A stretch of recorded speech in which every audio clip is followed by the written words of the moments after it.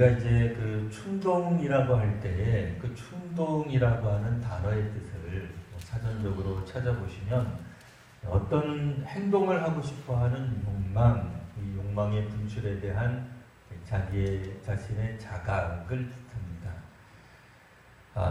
근데 이제 보통 우리가 충동이다 그러면 좀 부정적으로 보는 경향이 있는데 꼭 뭐 충동이 부정적인 것만 있는 건 아니에요. 우리가 이제 얼마든지 긍정적인 충동이 있을 수도 있습니다.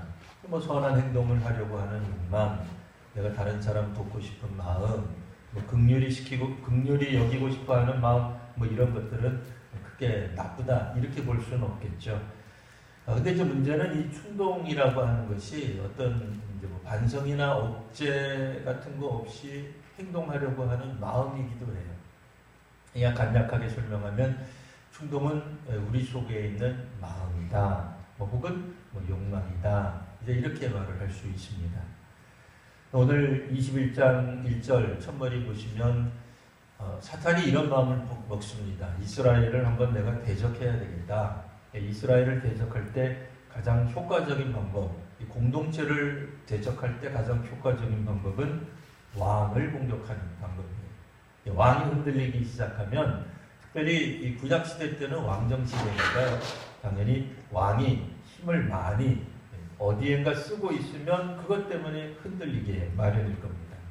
1절에 보시면 다윗을 충동하여 이스라엘을 계수하게 하니라 이렇게 되어 있어요.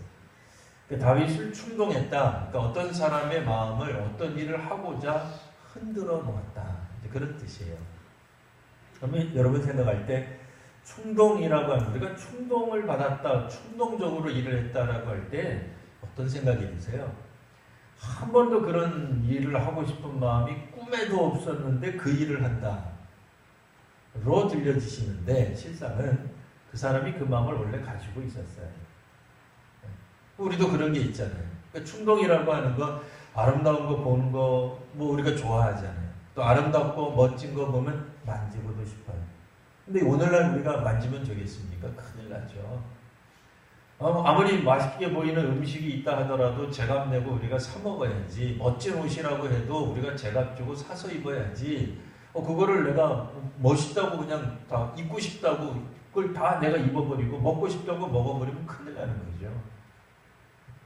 그런 측면에서 우리가 생각해 볼 때 그럼 그런 마음이 우리 속에 없었는데 갑자기 생긴 거냐? 아니에요. 원래부터 있었던 거예요.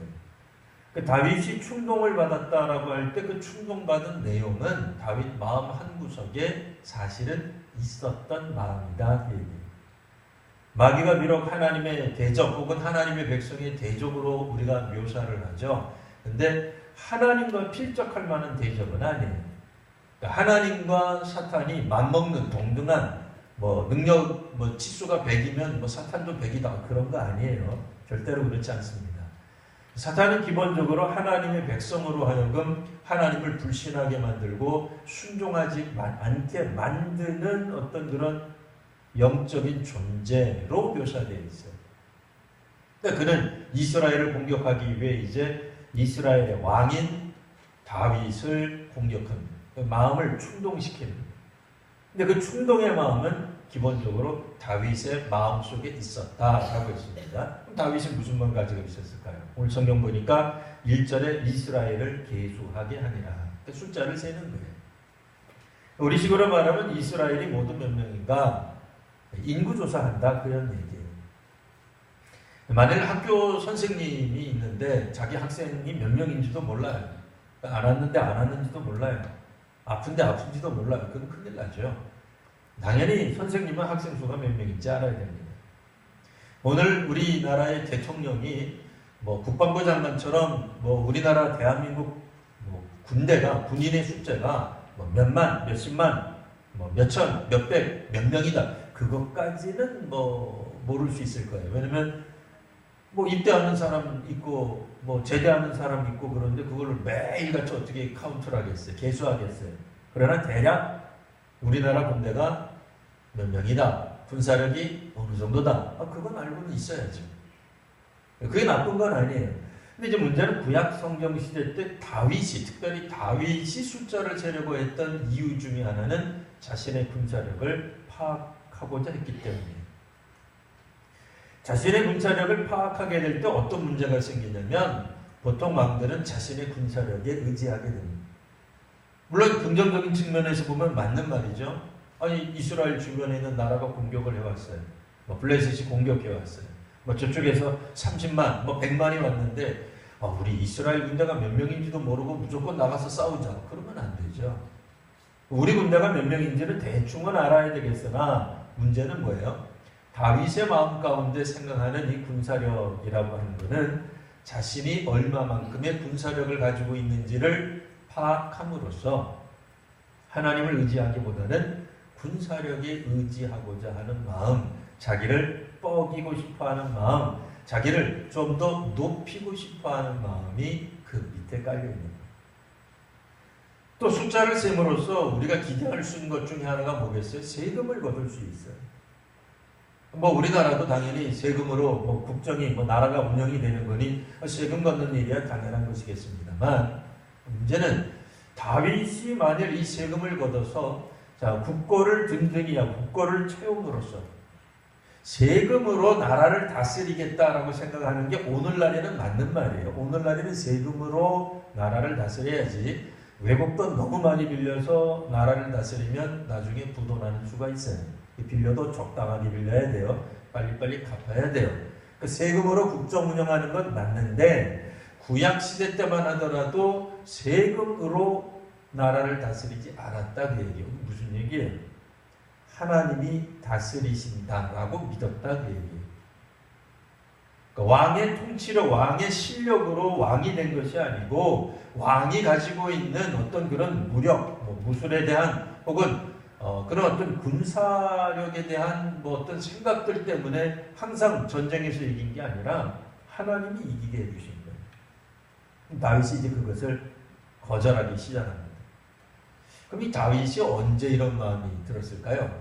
우리가 생각할 때 이 충동을 조절하는데 실패하는 게 물론 이제 무슨 급박한 상황, 위기 상황, 그림 그리고 싶은데 그림 그리지 마, 먹고 싶은데 먹지 마, 떠들고 싶은데 조용해, 이래가지고 긴장이 갈등이 고조돼서 와 하고 충동적으로 어떤 행동을 한다고 보통 생각하시는데 그런 경우가 있어요. 아주 없는 게 아니죠. 근데 다윗 같은 경우에는 언제 충동 조절이 실패하느냐? 그가 소위 말하는 성공했을 때, 먹고 살만했을 때 얘기, 익숙해졌을 때, 이때도 사람들이 문제가 생깁니다. 다윗 같은 경우에는 예전에 우리가 아시는 바와 같이 블레셋 골리앗 장군하고 싸울 때는 그가 군사력에 의지하지 않았어요. 군사력에 의지했다, 전투력에 의지했다 그러면 골리앗과 다윗의 싸움은 기본적으로 성사가 될 수 없어요. 골리앗과 전투하던 다윗의 모습, 골리앗이 말한 것이 그대로 답이 나오죠. 내가 지금 개나 잡으려고 나한테 나왔느냐 그렇게 말하잖아요. 물맷돌 가지고 뭘 어쩌겠다는 거냐. 심지어는 다윗은 사울 왕이 준 갑옷도 착용하지 않았어요. 그리고 전쟁에 나갔으니, 전투에 나갔으니 말도 안 되는 거죠. 다윗이 나갈 수 있었던 건 뭐예요? 하나님을 의지하고 나갔던 거죠. 그런데 이 다윗이 사울에 의해서 쫓겨다니고 그럴 때 다윗 정말 멋졌어요. 우리가 다윗처럼 되게 하옵소서라고 우리가 자녀들을 위해서 혹은 우리 자신을 위해서 기도할 만했어요. 다윗 같은 경우에는 사울을 죽일 수 있는 기회가 몇 번 있었는데도 사울 왕을 죽이지 않습니다. 그는 하나님이 세우신 사람입니다. 하나님이 기름 부어 세우신 왕이니 내가 내 손으로 죽일 수 없다. 이런 멋진 말을 해요. 아무 때나 그렇게 하는 게 아니죠. 다윗이니까 가능한 거예요. 근데 이제 문제는 다윗이 이제 드디어 하나님 앞에서 축복을 받고 나라가 든든히 서고 이제 진짜로 12지파의 왕이 되고 그래서 이제 그가 싹 나아가서 싸우는 모든 전투마다 이겨요. 성경에 보면 왕들이 나가는 전투가 있었다 그래요. 근데 다윗이 안 나가요.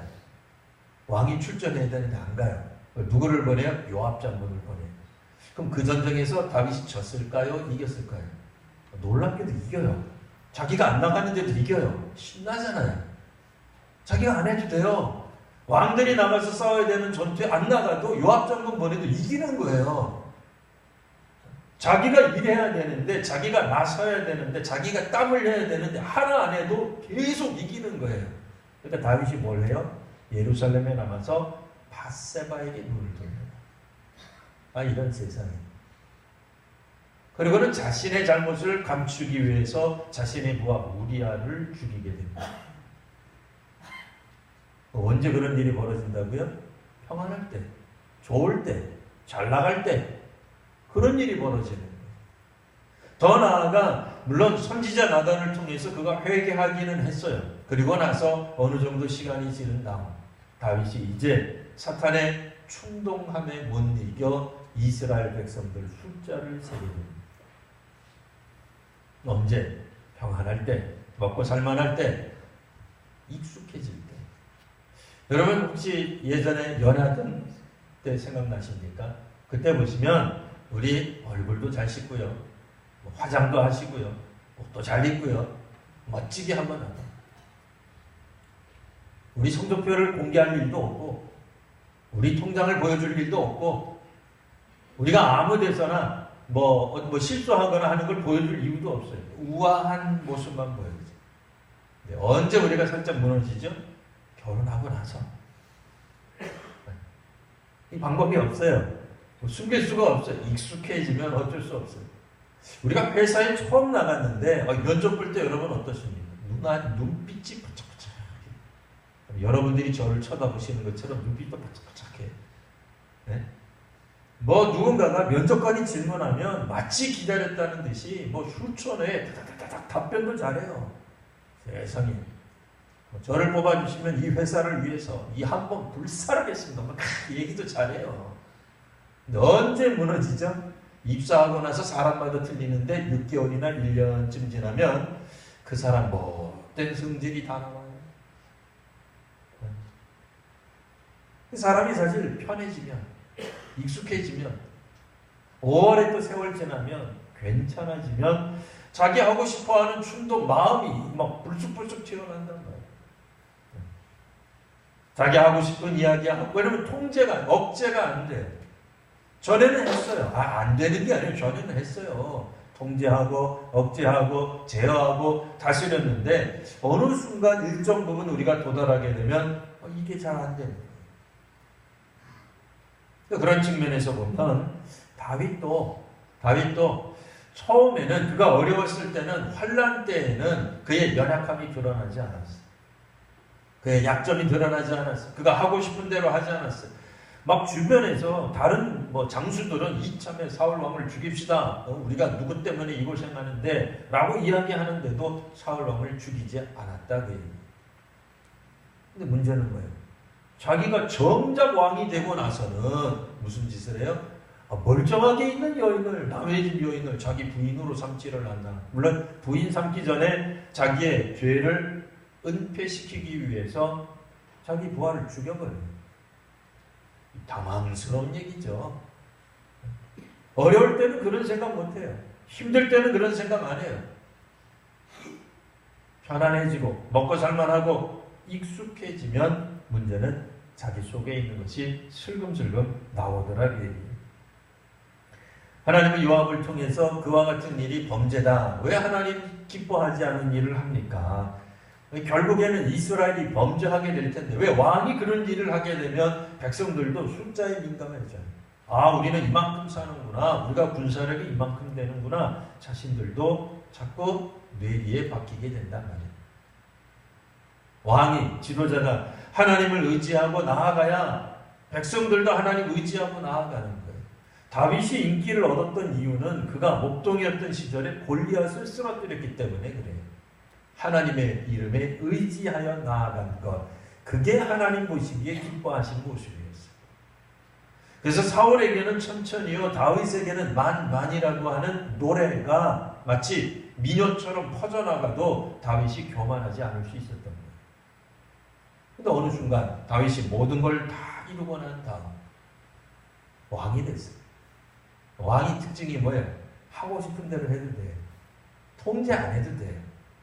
마음대로 해도 되는 그런 신분이 되자 그만 그는 얼토당토한 일을 하게 됩니다. 자, 7절 보시면 하나님이 이 일을 악하게 여기사 이스라엘을 치심해, 이런 구절이 나옵니다. 자, 이제 국어 시간이 돌아왔습니다. 하나님이 이 일을 악하게 여기사 이스라엘을 치심해. 옛날에 우리가 국어 시간에 배울 때 이런 지문이 나오면 하나님이 이 일은 무엇일까요? 이렇게 질문이 나오면 항상 우리는 뭐라고 배웠어요? 그 앞에 걸 읽으면 된다. 그래서 앞에 걸 읽었더니 6절이에요. 6절 한번 읽어보면 요압이 왕의 명령을 마땅치 않게 여겨 레위와 베냐민 사람은 계수하지 아니하였더라. 요압 때문이구나. 이러면 아직 그 초등학교도 못 들어가신 분의 국어 실력이에요. 그렇게 읽으시면 안 됩니다. 하나님이 이 일을 악하게 여기신 것은 다윗의 결정이었어요. 자, 하나님이 어떤 재앙을 내리셨는지는 모르지만 이제 재앙이 이스라엘에게 임합니다. 그러자 다윗이 즉각적으로 회개하는 장면이 8절에 나옵니다. 그럼 이제 또 우리가 성경 읽다가 이런 생각이 들어요. 그럼 역시 그렇지. 다윗이야. 다윗은 즉각적으로 국가적 재난이 일어나자 자기가 잘못했다고 이렇게 하나님 앞에 회개하는구나. 다윗 같은 사람이 돼야지 라고 읽으실 수 있어요. 예전에 우리 조선조 때도 그랬잖아요. 국가적 재앙이 발생하면, 재난이 발생하면 임금님께서 석고대조도 하고 그런단 말이에요. 흰 소복도 입고 그런단 말이에요. 그런 모습 보면은 마치 다윗도 그런 멋진 왕이 아닐까 싶습니다만, 문제는 무엇이 부족했는지 하나님은 선지자를 통하여, 가시라고 하는 선지자를 통하여 다윗에게 3가지 질문을 합니다. 3가지 중에 하나를 고르라는 거예요. 3가지 모두가 다 질병입니다. 재난입니다. 더 큰 재앙입니다. 아직 안 끝났어요. 자, 그 재앙 첫 번째가 뭐죠? 12절에 보면 3년 기근. 두 번째는 석 달을 적군에 피하여 다윗이 쫓겨다니는 거예요. 세 번째는 사흘 동안 전염병이, 여호와의 칼이라고 묘사되어 있는데요. 전염병이 이스라엘 전역을 유행하여 돌아다니면서 이제 이스라엘 온 지경을 멸하는 것. 이 3가지가 딱 나왔어요. 이 3가지가 문제인 것 같지 않으세요? 3가지. 왜냐면 우리가 보통 잘하실 때 사지선다형으로 공부를 했어요. 주께서 이 선지자를 통해 4개쯤 얘기하면 좋았을 텐데 3개만 얘기해서 그랬는지 다윗이 그만 여기서도 실수해요. 실패를 합니다. 자, 다윗이 이렇게 얘기를 합니다. 가세게 말을 하기를 13절 내가 공경에 빠졌도다. 이 3가지 중에 뭘 구할까? 근데 이제 먼저 생각할 것이 11절에 보시면 선지자를 통하여서 주께서 이런 말씀을 하셨어요. 너는 마음대로 택하라. 사실 구약 성경에서는 충동 혹은 마음 거의 유사한 뜻으로 쓰여지고 있는 겁니다. 내 마음대로 택하라. 내 마음이 흘러가는 대로, 마음이 원하는 대로 택하면 된다고 얘기해요. 그러나 이제 책임은 본인이 져야 되겠죠. 그러니까 마음대로 택하라. 그러니까 그의 마음이 어디로 갈까? 이제 우리가 한번 살펴보는 거예요. 첫 번째가 3년 기근이었죠. 두 번째가 석 달 동안 다윗이 쫓겨다녀야 되고, 세 번째가 사흘 동안 이스라엘 전역에 전염병이 도는 거였어요. 그가 이렇게 우아하게 얘기를 합니다. 자, 13절 보시면 여호와께서는 긍휼이 심히 크시니 내가 여호와의 손에, 그의 손에, 하나님의 손에 빠지고 하나님이 나를 징계하시고 하나님이 나를 시험하시고 사람의 손에 내가 쫓겨다니거나 사람이 나를 괴롭히는 것, 사람이 우리를 괴롭히는 것, 그거는 원치 않습니다. 하나님 손에 내가 빠지기를 원합니다. 하나님이 나를 직접 치십시오. 이렇게 우아하게 얘기하는 거예요. 자, 이제 또 국어 시간이 돌아갔습니다. 자, 13절 이것만 띄워놓고 읽으면 다윗처럼 더 멋진 사람이 없는 거예요. 멋지잖아요. 얼마나 신앙적이에요. 얼마나 경건해요. 하나님 치시려거든 사람의 손이 아니라 하나님이 직접 저희를 치시옵소서. 멋지잖아요. 그러니까 이 구절만 달랑 읽으면 굉장히 좋아 보입니다. 다윗이 굉장히 신앙적 결정을 한 것처럼 보여요. 근데 이 다윗이 이 결정을 할 때 어떤 입장에서 과연 결정을 했을까요? 다윗이 정말로 선하게 하나님의 뜻에 합당하게 결정을 했을까요? 사실 사람들이 회개할 때 보면 우리는 종종 신앙적 어투를 사용합니다. 그러다 보면 사람들이 자꾸 속아요. 왜냐하면 굉장히 신앙적으로 포장된 언어가 나오기 때문에 야, 저 사람 믿음이 좋구나. 역시 왕은 틀려. 이런 생각을 우리가 하기가 쉬워요. 근데 문제는 다윗의 결정에 상당한 문제가 있었어요. 사실 충동 조절을 우리가 잘 이렇게 해야 되는데 잘 못하게 되면 어떤 특징이 벌어지냐면 대개는 이제 자기 속에서 나온다 그랬잖아요. 충동이라고 하는 게 뭐 어디 이상한 데 있다가 자기 속에 들어오는 게 아니에요. 자기 속에 들어있는 게 나타나는 거예요. 그러니까 자기 속에 있는 게 드러나기 때문에 나중에 어떤 그런 행동, 충동 조절을 못해서 행동을 하고 난 다음에는 자책이나 후회나 사실은 죄책감 따위가 별로 없어요. 그런 게 안 생겨요. 오히려 행복해져요. 그럼 자기가 하고 싶은 거 한 거거든. 그러니까 숫자를 세고 싶은데 숫자를 센 거거든요. 아, 참 난 잘했다. 다행하다. 긴장도 해소가 되고 그렇게 되는 거예요. 그래서 결국 그가 처리하게 된 게 바로 뭐냐? 두 번째 걸 안 한 거예요. 또 두 번째 게 뭐예요? 그가 적군에 피하여 3달 동안 쫓기는 거예요. 이거 얼마나 힘들겠어요. 다윗 입장에서는. 다윗 입장에서 보면은 자신이 옛날에 경험했던 아주 끔찍한 과거로부터 그가 완전히 벗어나지 못했어요. 요즘 흔히 쓰는 말로 말하면 트라우마 같은 거예요. 다윗이 한때는 누구였어요? 블레셋 골리앗과 싸워서 이긴 사람이에요. 사울 왕가에 들어가서 나중에 그가 물론 여러 가지 일도 했어요. 음악 치료도 하고 여러 가지 역할을 다 수행하는데 그 중에 하나가 왕의 군대 장관 거예요. 나가는 곳곳마다 싸워서 이기는 거예요. 오죽하면 백성들이 사울은 천천히지만 다윗은 난 많이다라고 얘기를 했겠어요? 상당한 공적을 이룬 거예요. 실제로 그가 나중에 사울 왕의 미움을 받아 쫓겨다니기 시작하는데 쫓기다 어디까지 쫓겨가요? 블레셋 가드 왕이 다스리는 동네에 들어가요. 근데 이 가드가 어디냐? 골리앗의 고향이에요. 가드가. 그 전에 골리앗을 싸워서 이겨서 그의 이름이 소위 말하는 이제 성경상에 이름을 막 날리게 되었는데 그가 피난처로 결국 망명처로 택한 곳이 블레셋, 그것도 하필이면 가드지요. 그로 가는 거예요. 역사는 되돌릴 수 없고 역사는 이미 지나간 거기 때문에 상상할 수는 없겠습니다만 우리 안중근 의사가 적장을 암살을 하고 난 다음에 원래는 잡혔어요. 즉시 잡혔는데 안 잡혔다고 생각해 보세요. 도망다니다 이분이 정치적 망명을 하는데 그 망명을 동경으로 가서 했다. 그럼 여러분 어떻게 생각하세요? 치욕적이죠. 상상이 안 가는 거죠.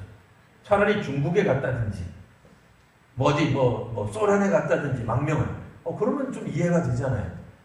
블레셋에 가드 출신 장군 골리앗을 죽였는데 그가 나중에 정치적 망명을 택한 곳이 블레셋 가드 지역에 있어요. 사실 다윗 같은 경우에는 첫 번째 가드로 망명을 하려고 시도를 했었어요. 갔더니 가드에 있는 백성들이 저 사람 다윗이라는 걸 알아봐요. 그러니까 다윗이 이제 위험해졌어요. 정치적 망명을 위해 그 나라까지 갔는데 사람들이 알아보고 자기를 죽이려고 하니까 다윗이 어떻게 해요? 침을 질질 흘렸어요. 미친 척 했어요. 그래서 살아나요. 그리고 두 번째 블레셋의 망명을 요청해서 겨우 승낙받아서 한때 거기서 용병으로 살아요. 기가 막힌 거죠. 다윗이 누구예요? 선지자 사무엘을 통해서 이 다음에 이스라엘 왕이 되겠다고 계시를 받은 사람이에요.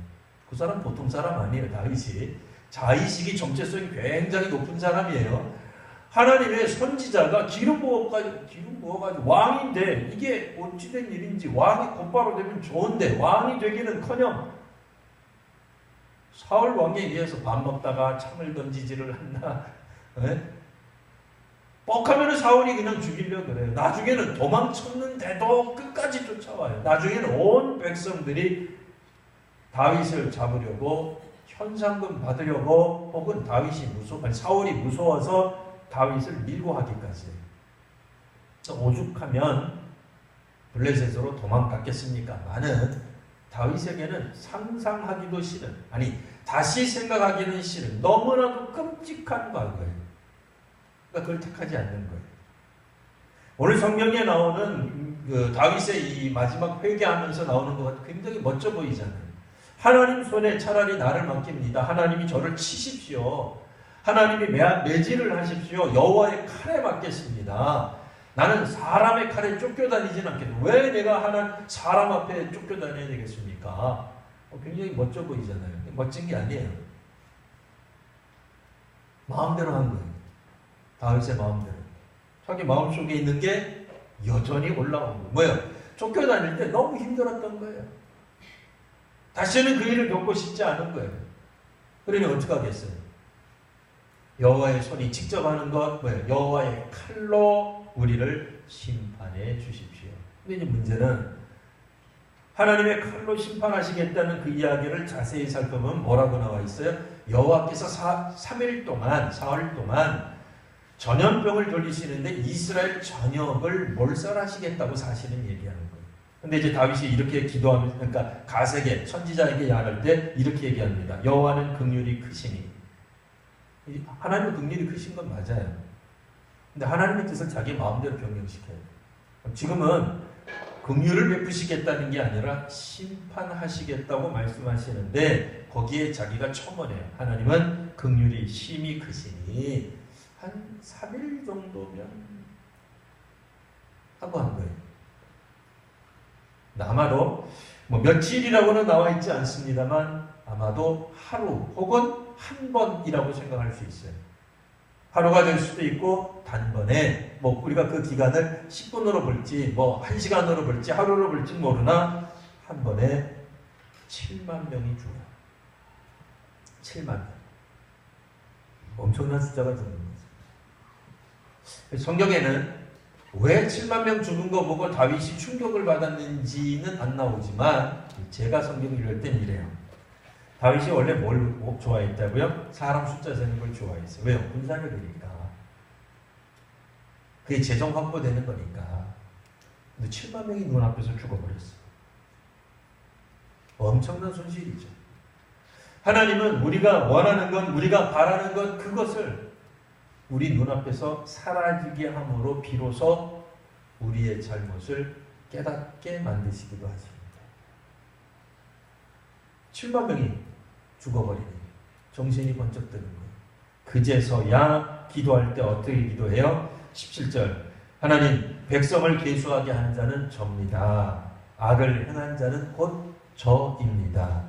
이 양떼는 아무런 잘못이 없습니다.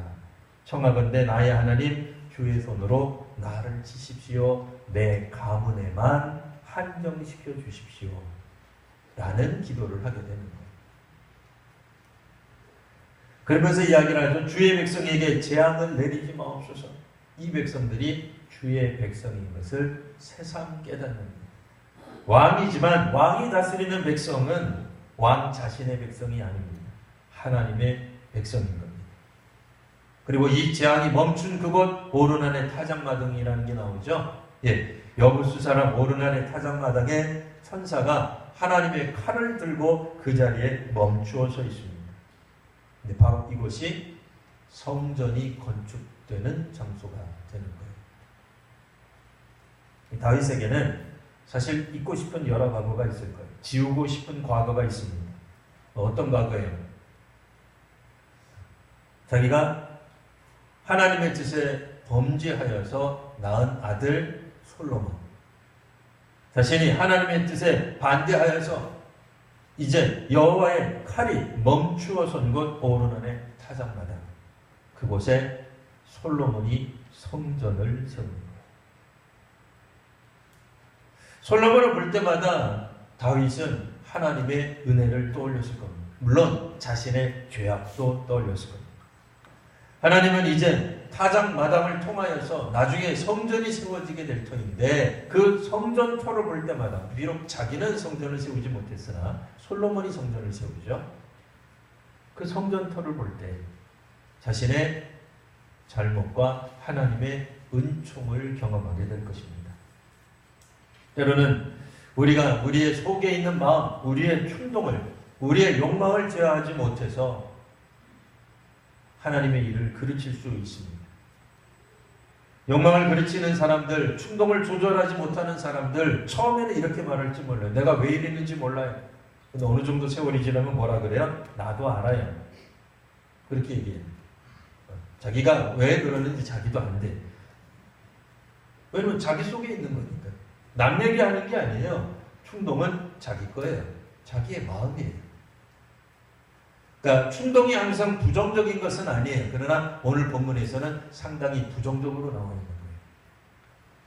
우리의 잘못을 정말로 깨달을 때 하나님의 은혜가 임하는 것입니다. 우리의 그 감추고 싶은, 더 이상 마주치고 싶지 않은 그 과거가 때로는 우리의 발목을 잡기도 하지만 때로는 거기에서부터 하나님의 은혜가 시작하기도 하는 거예요. 우리가 단순히 피해보겠다고 해서 피할 수 있는 게 아닙니다. 다윗이 사람들에게 쫓겨나갔던 경험 얼마나 힘들겠어요. 동굴에서 자야죠. 어떨 때는 그냥 초원에서 그냥 자야죠. 자신만 힘든 게 아니라 자신을 믿고 따라다니는 수많은 사람들도 같이 고생을 하니 마음에 부담감을 갖는 것은 좋은 일이나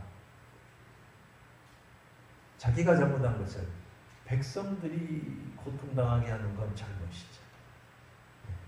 기꺼이 자기가 자기 문제에 대한 책임을 질 수 있어야 되는 겁니다. 그렇지 않으면 우리는 평안할 때, 좋을 때, 익숙해질 때 오히려 우리 속에 있는 나쁜 어떤 모습들이 더욱 나올 수가 있습니다.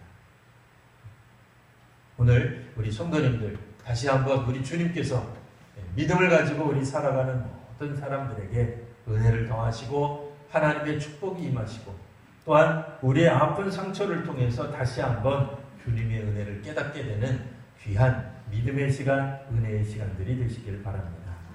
기도하겠습니다.